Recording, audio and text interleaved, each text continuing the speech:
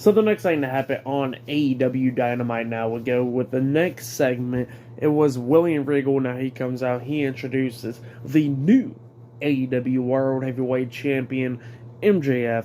MJF comes out with the title and everything, and pretty much he starts cutting a promo. And he actually brought out his phone and read the email that William Regal told him. William Regal sent him that before the match at Full Gear happened. This is after the attack from the firm and all that. And then he read the message out and everything about how William Regal said you need to upgrade from diamond ring to brass rings and all that stuff. And, just saying that, all that stuff. And he said that William Regal see that he started growing weak. And then William Regal says that, hey, I could see villain potential in you. You won't be a villain. You will be the villain and all that stuff. And MJF was talking about how he don't blame the firm for attacking him because they seen how weak he was and all that stuff. So he don't blame him for doing that.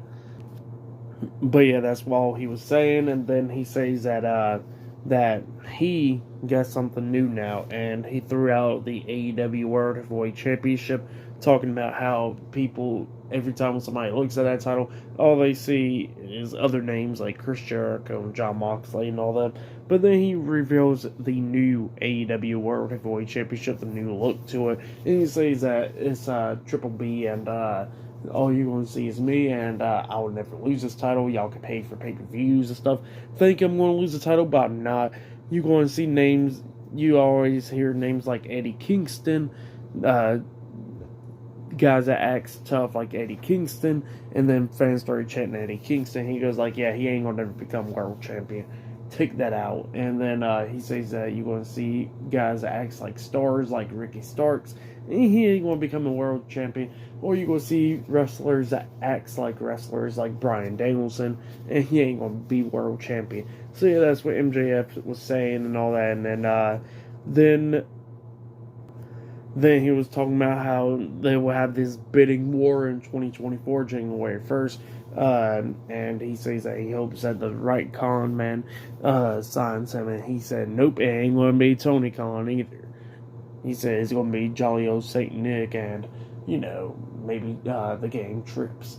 So yeah, that's what he said. And then he was talking about how he's going to be the longest reigning AEW World Heavyweight Champion up until then and all that. Hollywood will buy him out pretty much, and how his title reign will oversees like the names of like JBL and Hulk Hogan title reigns and all that stuff, and that is going to eventually override Bruno Sammartino's and stuff. So yeah, that's what MJF was saying. So yeah, he was cutting a pretty good promo and all that stuff, but then he says, oh yeah, I forgot one more thing, and then he pretty much wanted to tell William Regal that he was the greatest of all time, and he thanks him for giving him the brass knuckles, which at that time MJF put the brass knuckles on his hands.